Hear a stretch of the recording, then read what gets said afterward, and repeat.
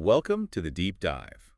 All right, let's talk arms, but maybe not the part everyone immediately thinks of. Yeah, biceps get all the attention, right? Exactly. But today, we're focusing on the real powerhouse for big arms, the triceps. If you genuinely want size and strength, this is where it's at. That's the plan. Our mission here is pretty simple. Give you the straight scoop on building bigger triceps. We looked at a detailed guide, kind of cut through the clutter to find what really moves the needle. No overwhelm, just results. Okay, sounds good. So let's break it down. What are triceps, anatomically speaking? What are we actually working here? Right. So the triceps brachii, that's the full name. It actually has three parts, three heads. You've got the long head, the lateral head, and the medial head. Three heads. Yeah. Okay. Where are they and what do they, do? Okay, so the long head runs down the back of your arm. It's unique because it crosses the shoulder joint, so it gets really involved when your arm goes overhead. Think overhead extensions. Gotcha. Overhead stuff hits the long head. What about the others? Then there's the lateral head. That's the one you see most easily on the outside of the arm. Gives you that classic horseshoe shape. Ah, the horseshoe. Everyone wants that. Exactly. And that one responds well to heavy pressing movements. Then, sort of tucked underneath, is the medial head. It's crucial for, like, stabilizing the elbow joint, and it fires up in pretty much every triceps exercise, especially at the end of the movement. So hitting all three is the goal for, complete development. Makes sense. Precisely. You can't just focus on one. All right, so how do we actually target all three effectively? What exercises should be in the mix? We can group them into two main types, generally. You've got your big compound lifts for overall mass and strength. The heavy hitters? Yeah, exactly. Like close grip bench press, it really hammers the triceps, but your chest and shoulders get some work too. Dips are another fantastic one, especially weighted dips. They build serious upper body mass. Dips are tough but effective. Definitely. And maybe less common, but the floor press. By taking your legs out of the equation, you force the triceps and chest to do all the work. Great for overloading the triceps. Okay, those sound great for building the foundation. What about more targeted work? Yeah. For definition and hitting specific heads? That's where isolation exercises come in. For that long head we talked about, overhead triceps extensions with dumbbells, cables, or an easy bar are excellent because of that stretch. Right, the overhead stretch. Exactly. Then for the lateral head, cable pushdowns are a classic.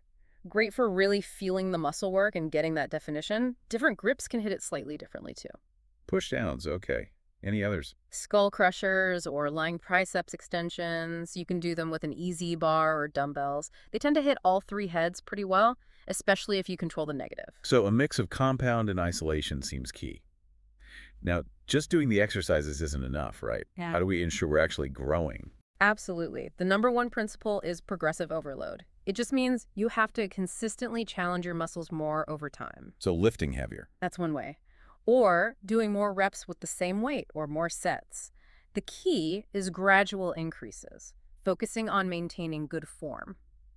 Don't sacrifice form for weight. Good point. What else? Mind-muscle connection. It sounds a bit bro-science-y maybe, but it's real. You need to actively think about squeezing your triceps during each rep. Feel the muscle doing the work, not just moving the weight from A to B. Concentrate on the squeeze. Yeah. Got it. How often should we be hitting triceps and how much volume?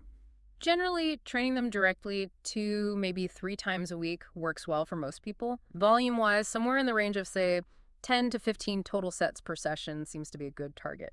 You'll want to balance between those compound and isolation lifts we mentioned. 10, 15 sets, 2 times a week. Yeah. Any advanced stuff for people looking to push harder? Yeah, for sure. You could incorporate things like drop sets hitting failure, then immediately reducing the weight and going again. Or slow negatives, really controlling the lowering phase of the lift, which causes a lot of muscle damage. The good kind.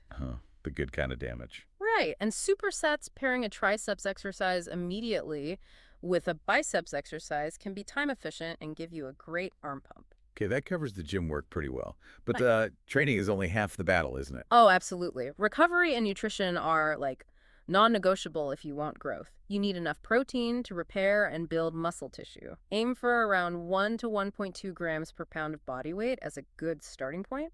Protein is fuel for repair. What about rest? Crucial. Your muscles grow between workouts, not during them. Give your triceps at least 48 hours of rest between intense sessions. Listen to your body. 48 hours. And sleep. Hydration. Yes, often overlooked. Proper hydration is essential for all bodily functions, including muscle recovery. And sleep, aiming for 7 to 8 hours of quality sleep per night, is when your body releases growth hormone and does most of its repair work.